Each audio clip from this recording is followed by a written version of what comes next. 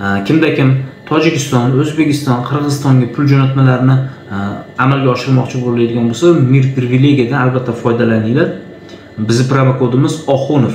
Sizlar 125 rubldan 1000 rublgacha ekonom qilib qolishingiz mumkin pullaringni promo kod orqali.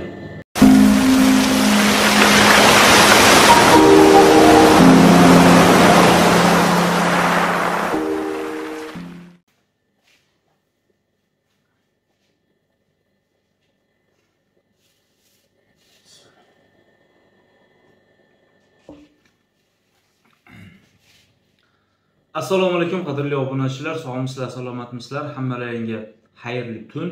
Hozir 17-iyun, kechki soat 12:25. Qadrdonlar, kiyimimga e'tibor bermaysizlar. Barcha kiyimlarimni, futbolkalarimni yuvib qo'yibman. Kiygani birgina mana shu jimpir qolibdi. Sizlarga bir yangilikni ko'rsatish maqsadida chim yalang'och chiqqandan ko'ra mana shu qishki jimpirni bo'lsa kiyib oldim.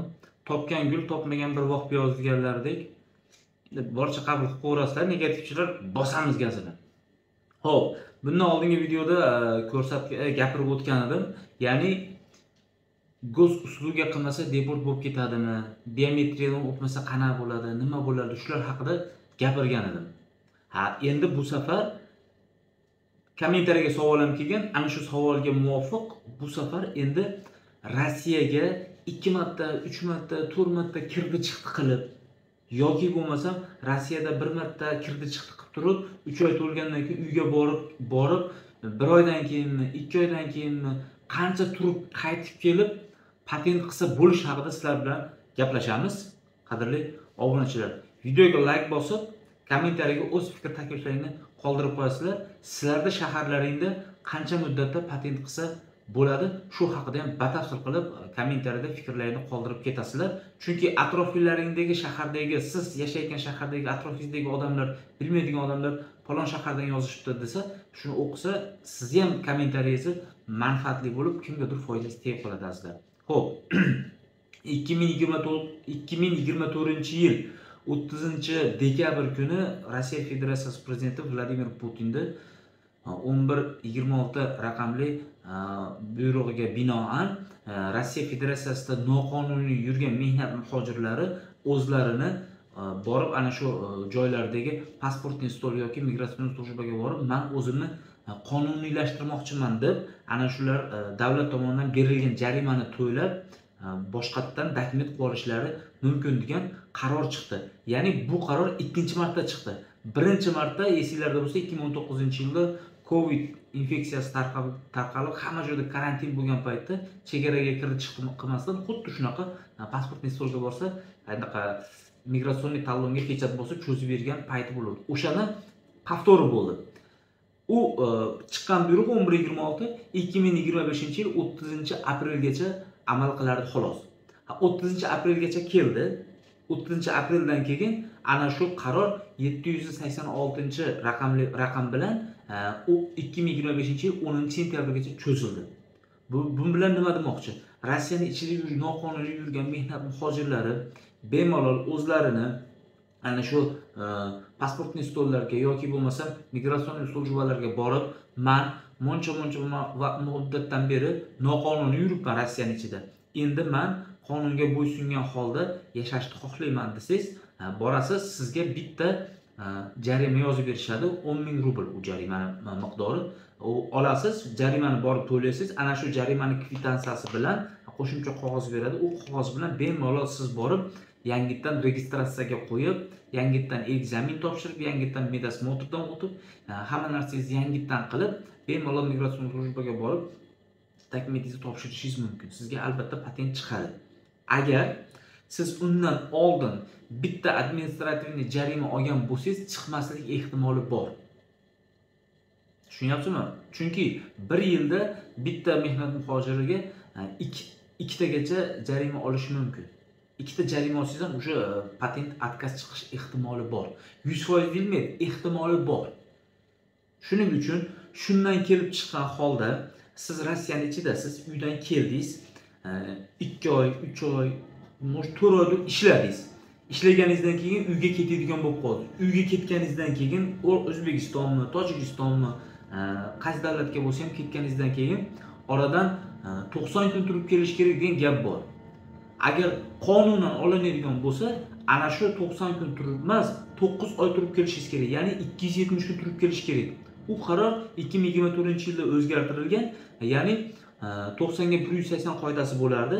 Ya'ni 180 kun batda yurishingiz, misol uchun yursangiz, uyga borib 90 kun turib, yana qaytib kelganingizdan keyin patent qilishingizga to'g'ri kelardi.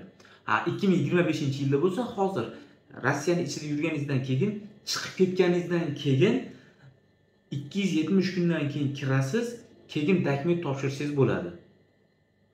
Dokument shunday dokument topshirsangiz bo'ladi. Agar siz 270 kun yurmayman, 1 oydan keyin kelaman, 15 kundan keyin kelaman, 10 kundan keyin kelaman yoki bo'lmasa 1,5 oydan keyin kelaman deydigan bo'lsangiz, kelib registratsiyaga qo'ydirib, ana shu registratsiya qog'ozingiz bilan o'zingizni ichki o'sha pasportniy stolga yoki migratsion slujbaga borib 11.26 bilan patent olmoqchiman desangiz, 11.26 bilan albatta sizga 10 ming jarima chiqarib beradi. Ana shu jarimani borib to'laysiz, ana shu jarimani to'lab, ana shu qog'oz bilan patentni topshirib olsangiz bo'ladi.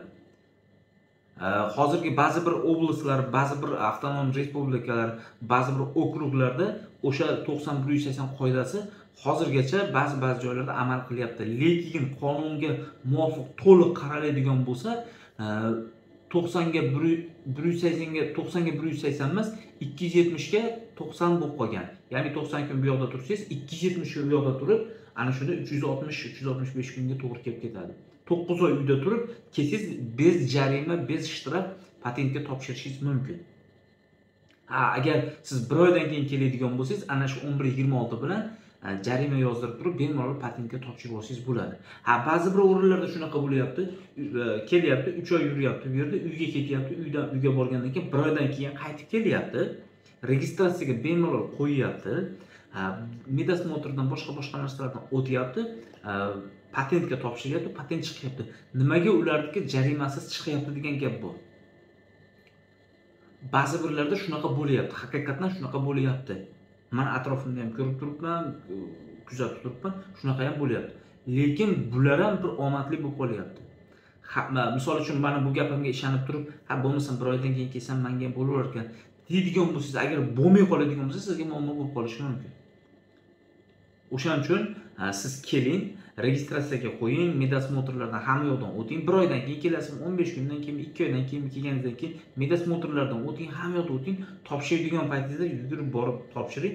Agar sizni yo'q 90 kun turib kelmayapsan yoki 270 kun turib kelmayapsan, qabul qilmaymiz deydigan bo'lsa, shunday dokumentingizni qaytarib olib, yugurib borib 11.26 bo'yicha dokument topshirmoqchiman, jarima yozib bering desangiz, jarima yozib beradi. Ana shu jarimani to'lab turib, jarima qog'ozi bilan kelsangiz, albatta sizni o'tkazishadi. Chunki siz nelegal yurib, o'zingizni legallashtirmoqchisiz. Ya'ni noqonuniy yurib turib, o'zingizni qonuniylashtirmoqchisiz. Lekin shunaqasi borki, sizga bitta administrativ jarima tushib qoladi. Xo'p, shu o'rinda yana biz gosuslugiga qaytamiz. Iloji yo'q qaytmasak bo'lmaydi. Oxirgi paytda chunki gosuslugiga hamma narsani bitta yurib ketyapti. Ya'ni patentga topshirdingiz, patentingiz chiqdi, to'lovlar qildingiz, hamma yo'q qildingiz, 11.26 bilan qilgansiz. Endi siz reyestrga tushib qoldingiz. Reyestrdan chiqarmaydigan bo'lsangiz, o'zingiz telefon raqamingiz qo'llanadi, karta raqamingiz qo'llanadi, registratsiya chiqib ketadi, patentingiz kuyib ketadi, zaksdan o'tolmay qolasiz, mashina, uy, joy, u nomingizga nima olishingiz kerak bo'lsa, ola olmay qolasiz. O'shaning uchun reyestrdan chiqish kerak. Reyestrdan ham ilojini boricha jarimasiz chiqishni yo'lini harakatini qilish kerak. Bormi buni yo'llari desa, albatta jarimasiz chiqishni yo'llari bor. Ulardan bittasi Rossiya Federatsiyasini 15 kunga, eng kamida 15 kunga tark etish. Ya'ni siz patentingiz hamma yo'g'ingiz bor, reyestrga tushib qoldingiz, bilib qoldingiz, siz Rossiyadan chiqib ketasiz. Chiqib ketganingizdan keyin 15 kun, 20 kun ichida siz reyestrdan chiqib ketasiz. Reyestrdan chiqqaningizni qayerdan bilasiz desa, например, Sberbank karta onlayn предложениеңiz bo'ladigan bo'lsa, siz pul jo'natmoqchi yo sizga kimdir pul jo'natmoqchi bo'ladigan bo'lsa, kirdi chiqdi qulflanadi reyestrda bo'lganingizda. O'zbekistonga, misol uchun, men O'zbekistonligim uchun O'zbekistonda deyman. O'zbekistonga borganingizdan keyin ana shu bank hisob raqamingiz orqali ko'rib turasiz. Ichida ma'lum bir miqdorda pul bo'lsa, qaysidir do'stingizga 10 rubl o'tkazib berasiz, yo do'stingizga telefon qilasiz, sizga 10 rubl tashab beradi. Agar pul o'tishni уже boshlagan bo'lsa, siz reyestrdan chiqqan bo'lasiz. Sirazi qaytib kirasiz, rabotaga chizib qaytib kirasizda, Kirganingizdan keyin avtomatik MFTS yoki pensioniy fondga borasiz yoki bir registratsiya qilingan boshqa joylarga borib turib, sразу propiskaga shuni qo'ydirasiz, patentingiz to'lovi davom etib ketaveradi. Faqat sizga bitta narsa bo'ladi, ish beruvchi bilan трудовой договорni boshqatdan qilib olasiz. И все, patentingiz kuymaydi, chunki siz patentingizni keyingi to'lovi kelguncha qaytib kirdingiz Rossiyaga. Siz 3 oyga patentga to'lab turib, chiqib ketdingiz, 1 oyda qaytib keldingiz, 2 oylik to'lovingiz turibdi. Patentingiz kuyib ketmaydi. Siz avtomatik patent bilan bormaysiz registratsiyaga qo'yganing, pasportingizni nimangizni olasiz?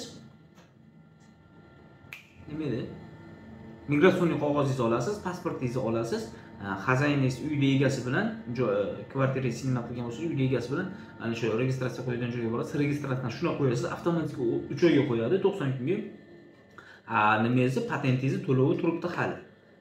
Endi siz nima qilasiz?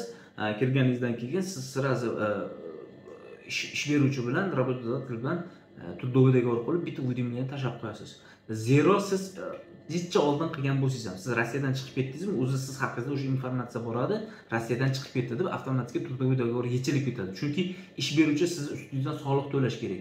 Siz ketishingiz bilan u odam sразу трудовой договорni отмен qilib turadi. Chunki ortiqcha pul to'lashni xohlamaydi. Bekordan bekorga havoga pul sarflagani qoladi. Xuddi o'shandek kelasiz, yangidan трудовой договор qilib olasiz, patentingiz hamma yo'g'iz kuymaydi, shunday turaveradi. Reyestrdan chiqqan bo'lib qolasiz. Ikkinchisi bor, reyestrdan chiqishni jarima orqali. Ya'ni o'zingizni rayoningizga pasportingiz solga borasiz, reyestrdaman deysiz, jarima to'laysiz, 5000 rubl yozib beradi. Ana shu 5000 rubl jarima to'laganingizdan keyin avtomatik o'zlari shu biometriyadan o'tib olib, avtomatik yechilib ketasiz. Keyin sразу gosuslugadan o'tib olishingizga to'g'ri kelib qoladi. O'shaning uchun reyestrga tushishdan oldin gosuslugadan o'tib olish kerak. Shunaqa gaplar. Agar qayerdadir kamchilik, xato yoki bo'lmasam qo'shimcha qilish kerak bo'ladigan bo'lsa, kommentariyada men sizlarga fikr takliflaringni kutib qolaman qadrdonlar.